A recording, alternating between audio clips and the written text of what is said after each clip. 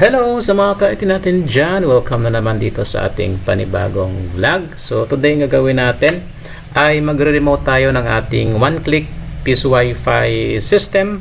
Kasi mayroong mga nag-request sa atin. Shoutout pala dyan sa kay Rasulski. And shoutout na rin dyan sa kay James Bascal from Leyte. Ayan, so ito na yung request ninyo mga ka-IT. So umpisahan na natin. So unang-una ay kailangan muna nating mag-login sa ating dashboard ng ating one-click Peace Wi-Fi system kasi meron tayong i-check sa ating dashboard para sa ating remote monitoring. So dito ang ginagawa ko sa pag-access ng ating portal ng ating Peace Wi-Fi window machine ay gumagamit ako ng advanced IP scanner. So meron na ako nito sa mga previous video natin. At dito, ini-input ko lang yung IP address ng ating network, So, for example, dito sa akin, zoom ko lang para makita natin. So, ito 192.168.1.1 hanggang to 54. So, para makita natin mismo yung mga devices na connected sa ating network, including na yung ating OPI 1. Okay, so dito, i-click ko lang yung scan. Then, nalabas na yun dito, yung mga devices na connected sa ating network. Okay, so yan, nakita na natin, Nakita ko na yung OPI. Ito. Yan. So, yung kanyang IP address ay 192.168.1.10. So, diyan ko na lang siya ina-access direct, sa kanyang IP address na nakukuha niya sa ating router or sa ating modem. Okay, so kailangan natin kasi online yung ating pag-access para gumana itong ating gagawin. Okay, so kasi pag nilagay natin siya sa 10.0.0.1 ay may tendency na hindi siya gagana kasi nga parang offline access yung ginawa natin. Okay, so now i-access ko lang yung kanyang IP. Magbukas lang ako dito ng ating browser. Ito, so type ko lang dito 192.168.1.10 and then magdagdag lang tayo dyan ng colon 8080. Okay, so enter ko lang. Alright, so ito yung way para ma-access natin yung dashboard or yung portal natin kung one click yung ating gamit. So kailangan natin magdagdag ng slash or colon 8080. Yan. Okay, so login lang tayo dyan. Gamit natin dito ay yung default admin. Maliliit lahat na letters. Then, login lang tayo. Alright, so dito na tayo sa ating dashboard ng one-click Peace Wi-Fi system. So, ang gagawin natin mga ka-ID, kailangan natin i-check yung ating software version para malaman natin kung mayroon nga ba itong remote access. So, bago natin i-check dyan, ay pahabol shoutout muna tayo. Unang-una, shoutout dyan sa kay Aldrin Rio Freer 2040 from Nabas, Aklan. And of course, shoutout na rin dyan sa kay Ariana Grenade Whitey. And shoutout sa kay RV Nerio 2022. Shoutout na rin dyan sa kay Charlene Bernil 5326.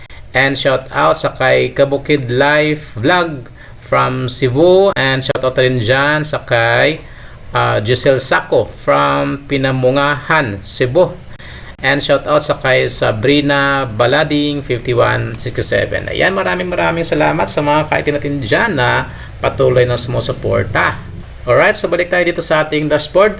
So yun nga, kailangan natin i-check yung software version na meron tayo sa ating dashboard.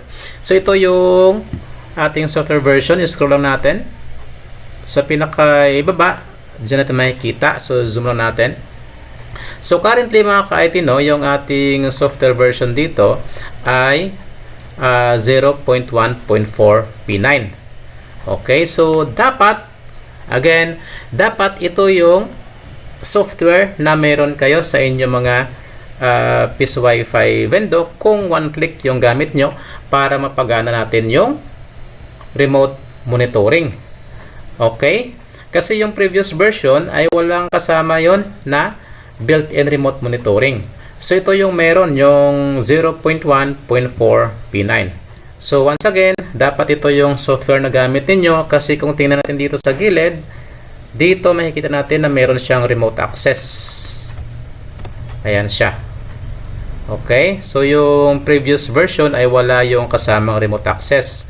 Kaya hindi natin napagana yung remote monitoring doon. Alright, so yan. So ang gagawin natin mga ka-IT para mapagana na natin yung remote monitoring, i-click natin tong remote access para ma-set up na natin. At dito, ito yung remote access version 2.2. So dito meron tayong Ngrok at meron dito Zero-Tier. So dalawang options yung pwede natin gamitin dito. So sa akin, ang gamit ko ay Zero-Tier kasi yun yung gamit ko kadalasan no, sa aking mga piso Wi-Fi window machines. Okay, so sa baba pala, meron tayong i-check dito. Meron dito guide or steps. So remote access version 2 information. So remote access will be auto-disabled if Ngrok token and Zero-Tier network ID are empty. So dapat hindi yan naka-empty, no? Of course, kasi kailangan natin ng kanilang mga ID para mapagana natin. So for first time use, after installation, flashing, reset the Zero-Tier node ID address by clicking change to generate a new address for your machine. So yun muna yung gagawin natin, no? Dito sa itaas. Okay, so yan, meron tayong makikita dito yung local status, online. So ito yung status ng ating piso Wi-Fi window machine, no? Na naka one click. Then ang version, ayan siya. At saka yung address. So ito yung kailangan natin i-change. Alright. So click natin yung change. So ito yung progress bar niya. Ayun, so may lumabas na dito, Zero-Tier address reset. Okay, so okay na. Ayan siya. So okay lang natin and then observe natin kung nag-change nga ba yung address doon. So check natin. So yun nga, umiba na. Ito. So iba na yung kanyang address.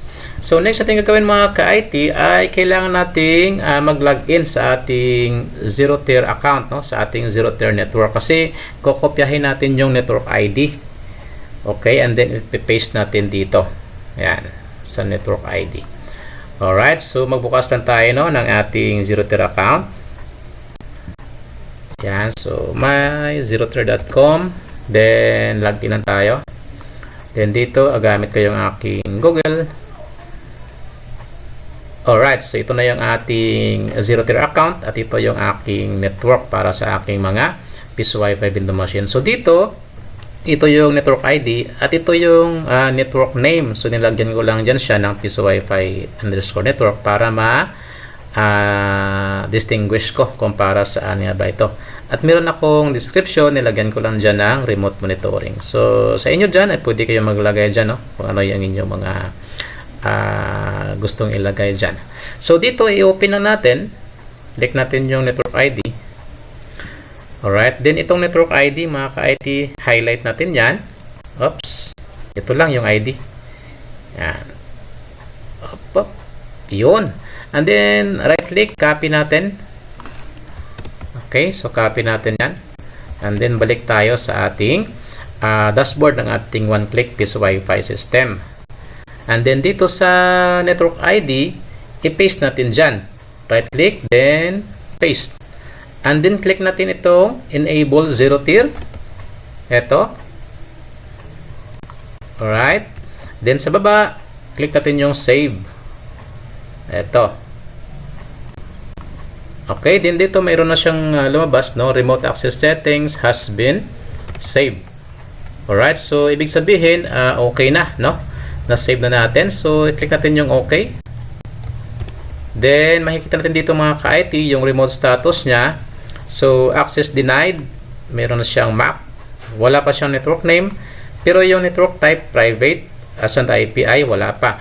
So, itong mga details na to ay makikita natin to sa ating Zero-Tier network. So, ang gagawin natin next ay balik tayo sa ating Zero-Tier network. Alright, so dito na tayo sa ating Zero-Tier network. Alright, so scroll down tayo sa ibaba. Tingnan natin, no? Kasi meron dito, makikita natin dito yung device na gustong kumonek sa ating Zero-Tier network. So ito siya mga ka-IT. Ayan yung hindi naka-check yung box.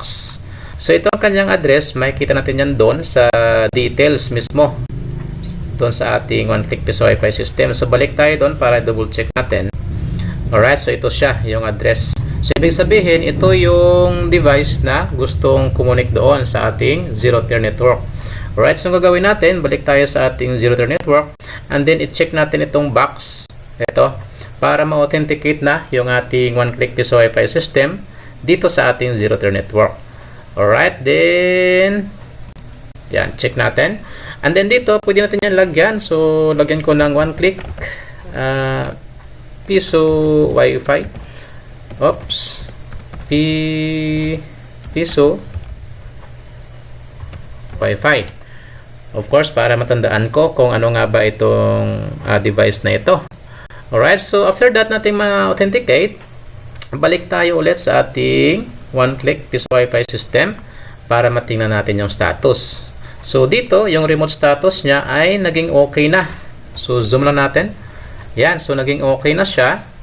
And then yung MAC, yan pa rin. Then yung network type or network name, piso Wi-Fi network. So ito yung name ng network natin doon sa ating zero tier. And then yung network type ay yun nga, private. Then mayroon na siyang IP. Yan, so assigned IP. So mayroon na siyang IP na na-assign ng ating zero tier network. Okay, so ibig sabihin, okay na. Mayroon na tayong details sa ating remote status. So, ibig sabihin, gagana na to. So, check natin kung gagana na nga ba ito. So, ang gagawin natin, balik tayo sa ating zero-tier network. Ayan, so dito ay ikakopy lang natin yung IP address. Ayan, ito yung IP address na inassign ng ating zero-tier network. So, copy natin yan, highlight natin, then copy. And then, magbukas tayo ng panibagong tab. Then, dito, i-paste natin siya. So, dagdagan natin ng colon, then 8080. Kasi kung hindi ay hindi natin yan ma-access. So, subukan natin. Ayan. So, this site can't be reached. So, kailangan natin lagyan ng colon 8080. Alright. Then, enter ko lang. Okay. So, ito na mga ka-IT, na-access na natin remotely ang ating one-click piso Wi-Fi system. So, dito makakapag-login na tayo. So, double check natin yung ating IP dyan. Eto. Yan. So, ito yung kanyang IP, no? So, tingnan natin sa ating zero tier. Double check natin. Alright. So, ito nga. Yan. So, working na. So, balik na ako sa ating one-click remote. Ayan. So, dito, pwede na tayo mag-login. Admin. Then, login. Okay, so nakalagin na tayo remotely sa ating one-click piso Wi-Fi system. So, ganun lang kadali mga ka-IT kung paano nga ba natin paganahin yung remote access sa ating one-click piso Wi-Fi system. So, sa may mga tanong dyan, no, mga suggestions, pwede kayo mag-comment dito sa ating video. Sa mga nais pala dyan umorder ng piso Wi-Fi Window Machine ay available sa atin. So, pigil lang kayo mga ka-IT sa ating FB page, mga ka-IT piso Wi-Fi, and paki-follow naman ang ating FB page. And of course, sa mga bago dyan sa ating channel, huwag natin kalimutan mag-like and mag-subscribe dito sa ating YouTube channel. So, maraming salamat!